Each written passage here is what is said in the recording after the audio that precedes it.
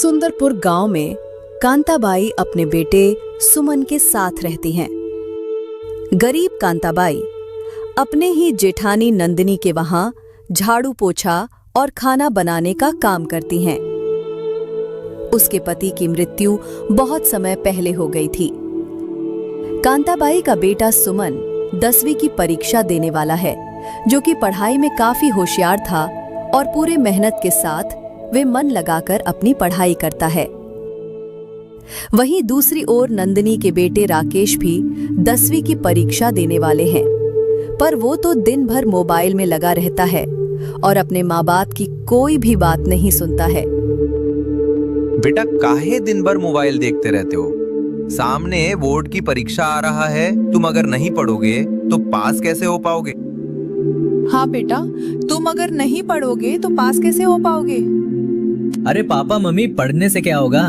आजकल तो बिना पढ़े ही सब कुछ हो जाते हैं, तो पढ़ने से क्या फायदा होगा? बेटे के बात सुनकर राकेश और नंदिनी तंग रह जाते हैं और अब तो उसके मुंह से बोलने के लिए कुछ भी नहीं बचता है। परंतु वही दूसरी ओर कांताबाई के बेटे सुमन दिन भर बहुत मेहनत से पढ़ता था। माँ, मुझे ऑनलाइन ट्यूशन में एडमिशन होना है, इसलिए एक मोबाइल रहता तो अच्छा होता। पर बेटा, हम कहाँ से लाएंगे मोबाइल? जब मुझे इस महीने की पगार मिल जाएगी तो मैं तेरे लिए एक अच्छा सा मोबाइल खरीद लूंगी। बेटा, अभी तू जैसे तैसे अपनी पढ़ाई पूरी कर। पर सुमन मानने के लिए तैयार ही ना था। वो अपनी माँ से कहता है, माँ, पर इससे नहीं होगा। मैं अब 10वीं की परीक्षा देने वाला हूँ, मुझे अब ऑनलाइन क्लास में ज्यादा पढ़ना है। नहीं मिलेगा, कुछ भी नहीं मिलेगा। एक बार कहा ना कि जब पगार मिल जाएगा तब ले लेना। उसके बाद कांता काम पर चली जाती हैं। उसे भी अपने बेटे को डांटकर बहुत बुरा लगा, पर वो करेगी ही क्या? परिवार की आर्थिक स्थिति इतनी खराब है कि कोई भी चीज समय पर हासिल करना आसान नहीं होता है। सारा काम खत्म करके वो मालकिन के पास जाती है और कहती है, मेम साहब, वो मैं कह रहा था कि मुझे कुछ पैसों की जरूरत है। क्या बोली तुमने? पैसे? पैसे क्या पेड़ में उगते हैं? कुछ सोचे समझे नहीं, बस मुंह उठाकर चली आई पैसे मांगने। देखो कांता, महीने का पगार तो तुम्हें अंत में मिल जाता है। क्या तुम लोगों की आदत हो गई है बीच बीच में पैसे मांगने की? तुम्हें काम करना है तो करो, वरना मैं दूसरी काम वाली ढूंढ लूंगी। अरे नहीं नहीं मेम साहब, मैंने ऐसा कब कहा? वो बात दरअसल ये है कि मेरा बेटा सुमन ऑनलाइन ट्यूशन में एडमिशन लेना चाहता है। उसके लिए मुझे कुछ पैसों की जरूरत थी, इसलिए मैंने सोचा कि क्यों ना आपसे मांगा जाए। आप मुझे दे देते तो अच्छा होता। बदले में आप इस महीने की पगार काट कर लेना। ये सुनकर तो नंदिनी और गुस्से हो जाते हैं और कहती हैं, क्या खुद की वकात नहीं है और सपने देखने लगे बड़े बड़े होटलों में पार्टी की? कांता, तुम्हें बुरा लगे या भला, लेकिन सच बोलने में कोई एतराज नहीं। तुम इतनी मेहनत से 2 पैसे कमाते हो, उन पैसे को अगर भविष्य में जोड़ोगे तो काम आएगा। क्या जरूरत है सुमन को ऑनलाइन ट्यूशन में पढ़ाने की? इतना पढ़ लिख कर तो कोई महान आदमी नहीं बनेगा। अरे यहाँ पर इतने सारे लोग बैठे हैं, किसी को तो कुछ नहीं मिल रहा है और तुम जैसे गरीबों को इतनी जल्दी मिल जाएगा। नंदिनी की बात सुनकर कांता को बड़ा ही बुरा लगा। फिर एक बार के लिए उसने सोचा कि शायद मालकिन सही कह रही है। मेम साहब, शायद आपने सच्ची कहा। ये सब हमारे नसीब की बात नहीं है। तब काहे हम गलत बोले? हम तो तुम्हारे भले के लिए ही कहे। इन सब में फालतू पैसे खर्च करने से अच्छा है कि तुम अपने बेटे को हमारे यहाँ काम पर लगा दो, इससे तुम्हारा भी कुछ मदद मिल जाएगा। और वो अपने घर चली जाती है। अगले सुबह कांताबाई सुमन की स्कूल पर जाती है और प्रिंसिपल से कुछ बात करती है। प्रिंसिपल साहब, आपसे कुछ बात करनी थी। अरे हाँ हाँ, क्यों नहीं साहब, वो मैं बोल रही थी कि मेरे बेटे सुमन है ना, वो और पढ़ना नहीं चाहता है, इसलिए आप उनका नाम रजिस्टर से हटा दीजिएगा। ऐसे कैसे पढ़ना नहीं चाहता? बहन जी, पता है आपको, आपके बेटे ने गणित में 100 में से 100 नंबर ले आए तथा हिंदी और अंग्रेजी में भी कोई कम नहीं है। पूरे स्कूल में उसने टॉप कर दिखाया। वो तो भविष्य में कुछ बड़ा करेगा। ये सुनकर कांताबाई चौंक जाती है। क्या सुमन नबी वर्ग में टॉप क्या है? उसने तो कभी मुझे बताया ही नहीं। बहन जी, इसीलिए आप मेरी बात मानो, उसकी पढ़ाई मत छुड़वाओ। पहले तो उसकी आंखों से दुखी से आंसू बह रही थी, अब तो उसके आंखों से खुशी के मारे आंसू बहाने लगी। और फिर उसने तय कर लिया कि चाहे कुछ भी हो जाए, मैं अपने बेटे को पढ़ाऊंगी। उसके बाद कांता स्कूल से निकलकर अपने घर की ओर चली जाती है।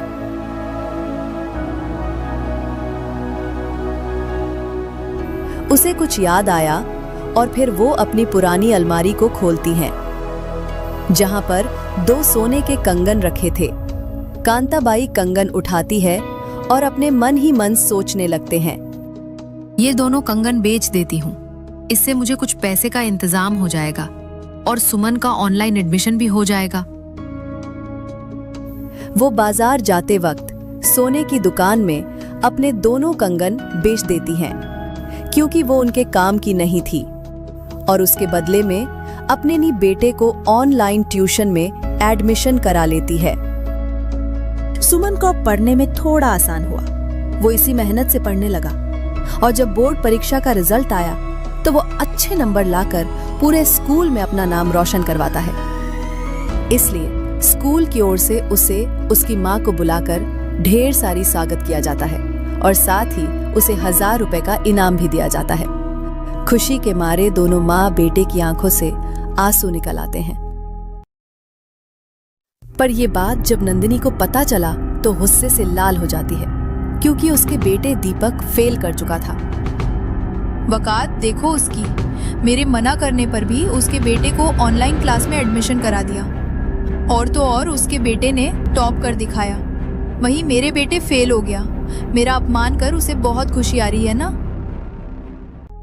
ऐसे ही दिन बीतता गया और सुमन 10वीं पास कर अब इंटरमीडिएट की परीक्षा दी।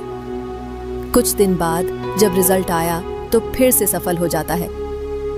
सुमन खुशी खुशी रिजल्ट लेकर अपने घर आने लगा, पर जब घर पहुंचकर देखा तो उनकी सारी खुशी आंसू में बदल गई, क्योंकि उसने देखा कि उसकी माँ चारपाई पर बेहोश पड़ी है। माँ, क्या हुआ तुम्हें? आंखें खोलो ना माँ, आंखें खोलो ना। उसकी माँ को कुछ हो ना जाए, इससे पहले वो जल्दी जल्दी अपनी माँ को तुरंत अस्पताल लेकर गया।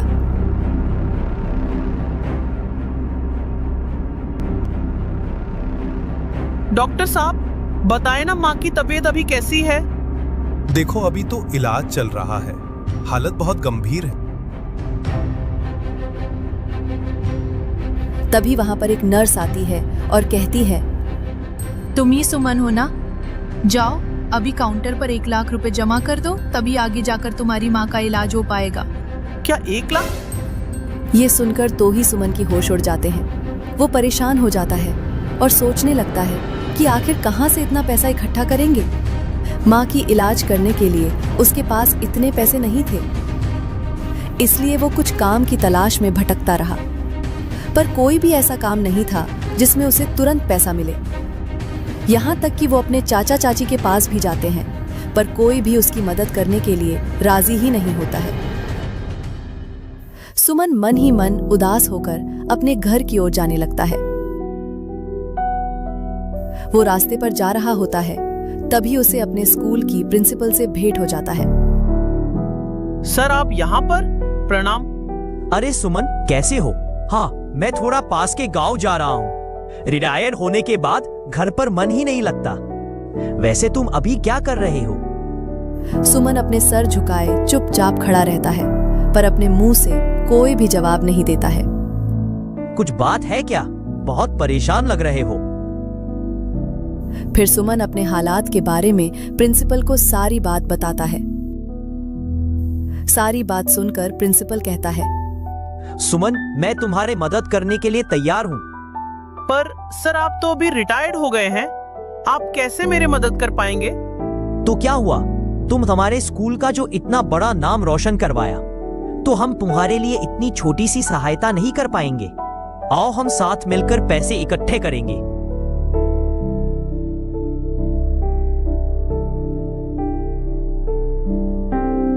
उसके बाद वे एक बड़ा सा पोस्टर बनवाते हैं जिसमें लिखा होता है कि मेरी माँ की जिंदगी बचाओ और मदद के लिए हाथ बढ़ाओ। फिर वो दोनों गांव-गांव जाकर लोगों से पैसे इकट्ठे करने लगे। ऐसे ही वो लोग 2-4 गांव घूम लेते हैं। कुछ ही घंटे बाद वो सारे पैसे इकट्ठे कर लेते हैं। लगता है इन पैसों से माँ का इलाज हो जाएगा। अब जल्दी से जल्दी अस्पताल में जाकर पैसा जमा करना पड़ेगा, तभी तो मेरे माँ का इलाज होगा। और अस्पताल जाकर अपनी माँ के इलाज के लिए जमा कर देते हैं। सर, आपका ये एहसान मैं कभी नहीं भूलूंगा। कोई बात नहीं, अब भगवान से प्रार्थना करो कि तुम्हारी माँ जल्द से जल्द ठीक हो जाए।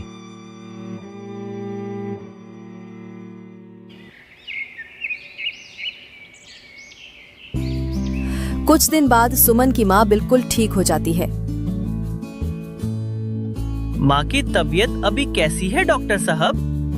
सुमन, घबराने की कोई जरूरत नहीं है। तुम्हारी माँ अब बिल्कुल ठीक हो गई है। आपका बहुत बहुत शुक्रिया डॉक्टर साहब। कोई बात नहीं, अब तुम अपने माँ को ले जा सकते हो, पर हाँ, अभी तुम्हें उनका सख्त देखभाल करना हो।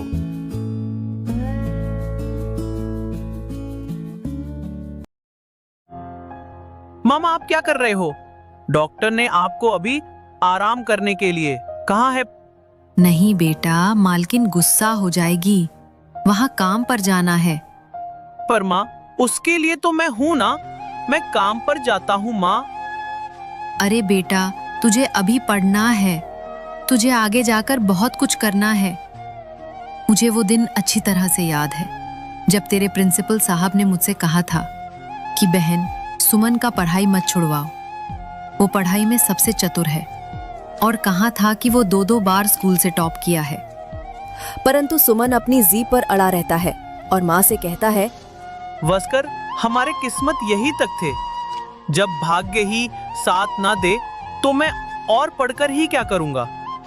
खैर छोड़ो, मेरे नसीब में ही कहा जो मैं इतना सोच रहा हूँ। उसके बाद सुमन अपना उदास सा चेहरा लेकर मालकिन के घर पर काम करने के लिए चली जाता है। सुमन को पढ़ाई छोड़कर काम पर ध्यान देना पड़ा। आखिर हालात ही ऐसा था। गरीबी के कारण उन्होंने अपने सारे शक उतरकर माँ की जगह मालकिन की नौकर बनकर काम करने लगा। सुमन को काम मांगते देखकर उसका परिवार हंसने लगता है। अरे, इतना पढ़ लिख कर क्या लाभ हुआ तुझे? देख, मेरे बेटे को देख, ना पढ़कर भी कैसे अपने पिता की प्रोफाइल चला लेते हैं। कभी अपने वकात देखे हैं? बिना सोचे समझे ही बड़े बड़े सपने देखने लगे। तुझे पता है, वो जिस थाली में खाता है, तू तो उस थाली को साफ करता है। इसलिए देख, मैंने तो पहले ही तेरे माँ को कहा था कि हमारे यहाँ काम पर लगा दो, पर नहीं, मेरी बात ही न मानी। नंदिनी की इतनी कहने पर भी सुमन कुछ भी नहीं बोलता है। वो बिना सर हिलाए वहां से चला जाता है और चुपचाप सारा काम पूरा कर घर जा रहा होता है। तभी रास्ते में उसे एक कार खड़ा हुआ दिखाई दिया जिस पर IAS लिखा हुआ था। वहां खड़े हुए एक आदमी सारे इंजीनियर को डांट रहे थे। बार बार कह रहा हूं, फिर भी आप लोगों को ये बात समझ में नहीं आता है। जब सरकार पूरे पैसे दे रहे हैं तो आप लोग निर्माण कार्य करने में इतने गड़बड़ क्यों कर देते हो? ये कोई सड़क बनाए 1 साल तक भी नहीं टिक पाएगा। हमें जनता की सेवा करना है, यहाँ पर कोई लूटपाट नहीं करना है। चलो ठीक से सब काम करो। सारे इंजीनियर डर के मारे चुपचाप खड़ा रहता है। कुछ ही देर तक वो ध्यान से देखने लगता है। फिर उसे पता चलता है कि ये IAS ऑफिसर है। उसके बाद वो अपने घर चला जाता है। फिर जब रात होता है, सुमन बिना सोए पूरी रात IAS ऑफिसर के बारे में सोचता रहा। उसे IAS बनने और जनता का सेवा करने का बड़ा ही शौक था।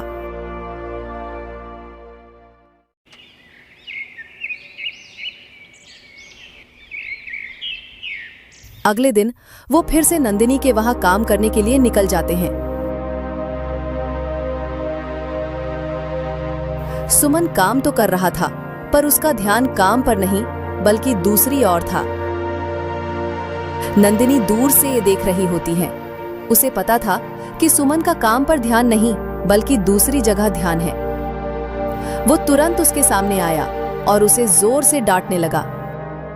ये क्या, तू काम करने के लिए आता है या ध्यान करने के लिए? चुपचाप काम कर ले, वरना ऐसा हाल करेंगे कि मुंह दिखाने के लायक नहीं रहेगा। मालकिन, मैं काम पर ध्यान दूंगा। रोज की तरह काम कर जब घर लौटता है, उसकी माँ उससे कहने लगता है, आ गया मेरा बेटा। तभी सुमन को किसी का फोन आता है। वो फोन रिसीव किया तो पता चला कि आज उसका इंटरव्यू है। क्या? माँ, आज मेरा इंटरव्यू है। वाह, ये तो बहुत अच्छी बात है। सफर हो पाऊंगा तभी तो अच्छा होगा। मुझे बहुत भय हो रहा है। सब सफल हो जाएगा, सिर्फ भगवान से प्रार्थना कर और मैं तो सदा तेरे साथ हूँ। सुमन इंटरव्यू देता है और अपनी मेहनत पर रंग लाता है। उसे जब पूछा जाता है कि आखिरकार इस पूरे मेहनत के पीछे तुम्हारे साथ कौन है, तो वो बताता है, इसकी एक ही वजह है, वो है मेरी माँ। वही मेरा सब कुछ है, वही मेरा प्रेरणा है, वही मेरे जिंदगी का एक कीमत सिखाया है। उसी के लिए ही मैं इतना कर पाया। इंटरव्यू जब खत्म हो जाता है तो सुमन अपने घर आ जाता है और माँ को सारी बात बताता है। कुछ दिन बाद अखबारों में खबर छप जाते हैं, सुमन को IAS बनने का सिलेक्शन हो जाता है। नौकरी की खबर सुनकर माँ की आंखों से खुशी के मारे आंसू निकल आते हैं, क्योंकि उसके सारे सपने अब सच होने वाले हैं। जब IAS की पोशाक पहनकर बेटे अपने घर पर आता है तो कांता उसे देखते ही रह जाती है। बेटा, आज मैं बहुत खुश हूँ। सच में प्रभु हमारे मेहनत पर रंग लाए। हाँ माँ, और इस सब के पीछे तेरी ही तो हाथ है। एक समय था जब उनके पास 2 वक्त का खाना नहीं होता, पढ़ने के लिए अच्छी किताबें नहीं होती, फिर भी कोई उनकी मदद के लिए राजी नहीं होता। आज वही लड़का खुद की मेहनत से IAS अफसर बन गया और जनता की सेवा करने के लिए मुग्ध रहा। तो दोस्तों, सुमन और कांताबाई की कहानी से हमें यही प्रेरणा मिलता है कि अगर सच्चाई और मेहनत साथ हो तो कोई भी सपना अधूरा नहीं रहता। गरीबी रुकावट नहीं, बस एक इम्तिहान है। जो पास कर लिया वही असली विजेता बनता है। माँ की दुआ और बेटे का जुनून जब साथ हो तो किस्मत भी झुक जाती है। ऐसी ही प्रेरणादायक कहानियों के लिए मनपसंद टून्स चैनल को सब्सक्राइब करें।